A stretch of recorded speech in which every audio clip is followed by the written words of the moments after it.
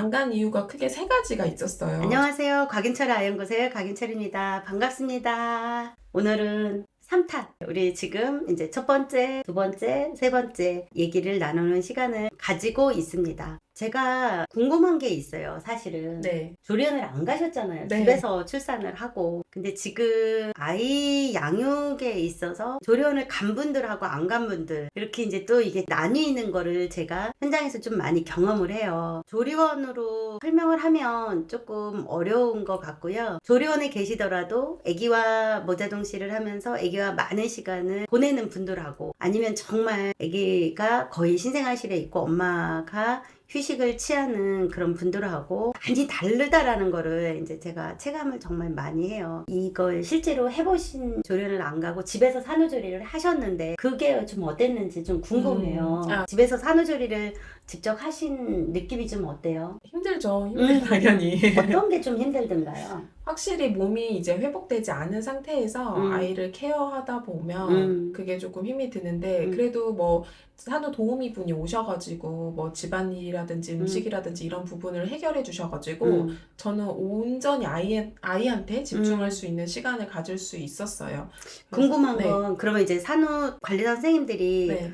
그 데이로 오시는 분들이 있고 9시, 네. 6시 오시는 네. 분들이 있고 또 이제 입주하시는 분들이 네. 있고, 그런데 어떻게 하셨어요? 저는 일반 산모들처럼 9시부터 5시까지 와서 아, 네. 그러면 밤에는? 밤에- 아기는 밤에도 네. 먹으니까 네. 밤에는 어떠셨어요? 뭐 낮도 그렇고 밤도 그렇고 제가 온전히 아이를 케어하긴 했어요. 왜냐면 뭐 분유 수유한 것도 아니고 모유 수유했기 때문에 네, 온전히 제가 이렇게 케어를 했습니다. 그러면 네. 밤에 잠 못 자잖아요. 네.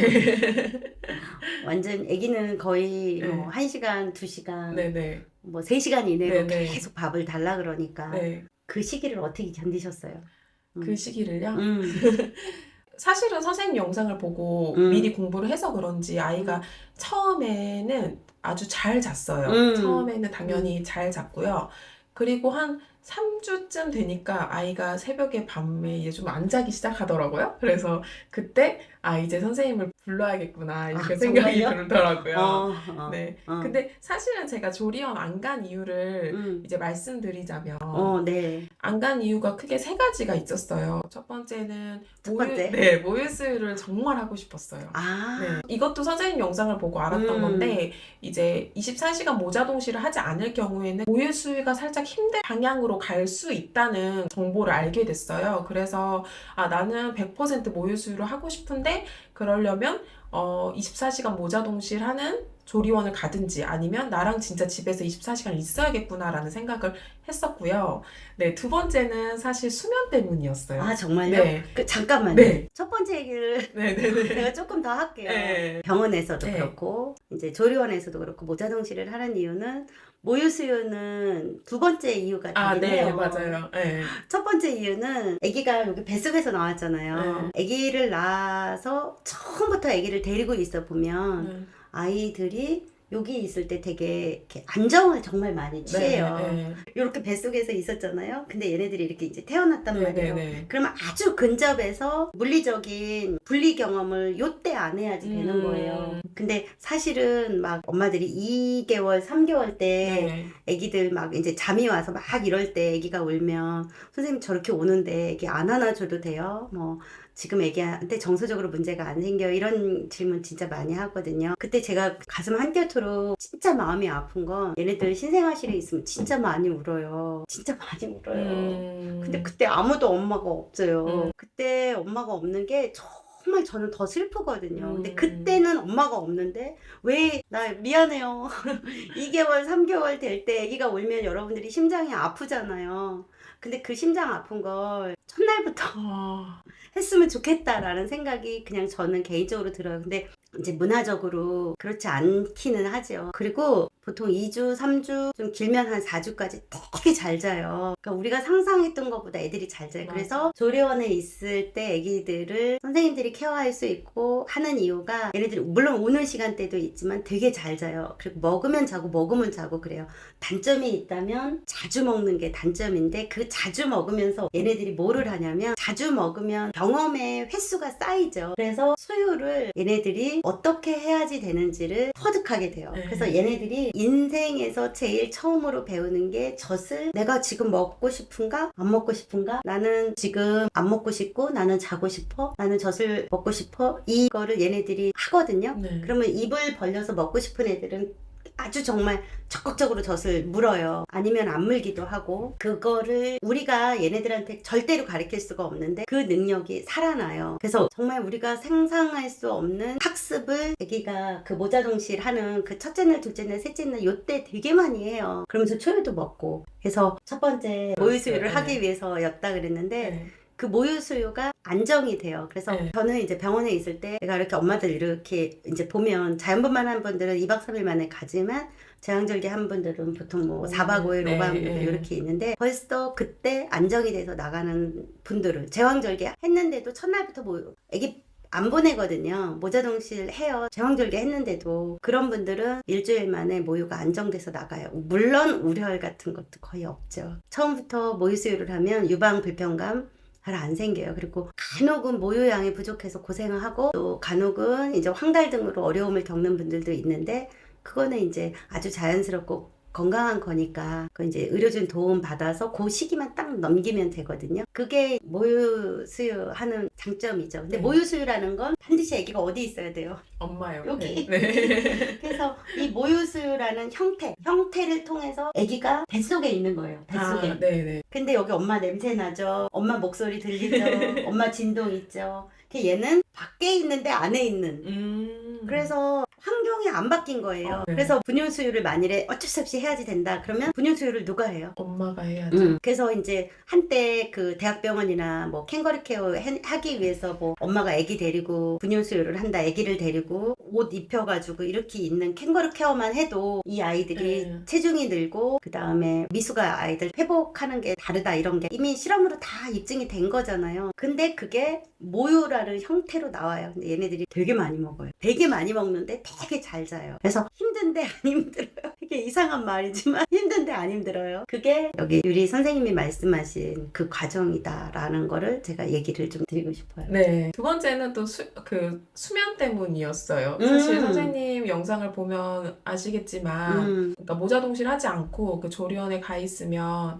그 환한 불빛 아래에서 아이들이 계속 있잖아요. 그래서 그 선생님이 항상 강조하시는 질서, 해가 뜨고 해가 지는 그 질서에 대해서도 그때 충분히 배울 수 있는데 질서를 잘 모르고 지나갈 수 있기 때문에 이게 나중 되면 이제 수면과 연관이 돼 있어서 그렇게 또 선택을 하게 됐는데요. 사실 첫 번째, 두 번째 모두 다, 그러니까 제가 수유도 수면도 결국엔 아이를 파악하기 위해서였던 것 같아요. 제가 맞아요. 생각해보면. 엄마가 네. 아기를 데리고 있으면 아기 파악이 되죠. 그쵸. 네. 얘가 왜 우는지, 네. 배가 고픈지, 졸린지. 네. 응가를 했는지, 맞아요. 아니면 그냥 화가 났는지 네. 그래서, 관찰이 되죠. 네, 맞아요. 그래서 제가 그 2주 동안, 2, 3주 동안, 왜냐면 저랑 계속 같이 있었으니까 관찰이 돼서 나중에는 알겠더라고요. 제가 스스로 알게 됐어요. 아, 이 아이가 지금 배고프구나, 졸리구나, 뭐 응가를 쌌구나 이런 것들이 울음소리부터가 다르고 표정도 다른 그거를 맞아요. 경험했어요. 그 누구만 알아요. 엄마만 알죠. 엄마만 맞아요. 알아요. 그래서 그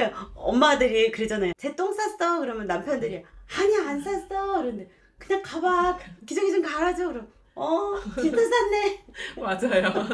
애가 배고파서 우는가 이렇게 했는데도 저는 알 수 있잖아. 아니야, 얘 배고프지 않아. 맞아, 바로 맞아. 말할 수 그쵸. 있는 게 아이를 파악했기 때문에 맞아요. 가능했어요. 맞아요. 네. 아기가 울면 옆에 있는 사람들이 아기가 울어졌죠? 이럴 때 아기 관찰이 되면 아니야 얘 배고픈 거 아니야. 그냥 조금 더 안아주세요. 네. 제가 조금 이따가 수유할게요. 이렇게 구분할 수 있는 능력이 있죠. 맞아요. 그거를 하셨군요. 오, 그래서 멋있어요. 네. 그랬고요. 마지막 이제 세 번째 이유는 결국 또 아이의 건강을 위해서였어요. 산도를 통과한 출산이라든지 또 모유수유가 아이의 면역력에 정말 도움이 많이 되는 이유가 이제 엄마한테 있는 유익균들이 그대로 물려받았기 때문에 면역력 형성이 잘 됐었는데 또 엄마의 피부를 통해서도 유익균이 전달이 되거든요. 그쵸. 근데 엄마랑 아이는 네. 면역 체계가 같잖아요. 그죠? 맞아요. 네. 그래서 24시간 모자동실을 하지 않는 아이들은 사실 이렇게 그 병원에 있는 또 조리원에 있는 균들이 맞아요. 더 아이한테 많이 맞아요. 가거든요. 사실은 그래서 그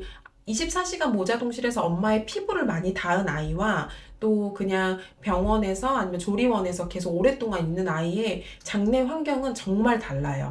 그래서 제가 이제 피부를 닦고 직접 이렇게 비비면서 이렇게 24시간 같이 있으면 아이한테 좋은 균을 줄 수 있기 때문에 또 그런 선택을 하게 됐어요. 네. 지금 2년이라는 시간이 지났잖아요. 네네. 내가 했던 그 네. 선택에 대해서 네. 나 자신에게 점수를 준다 그러면 네. 몇 점 줄래요?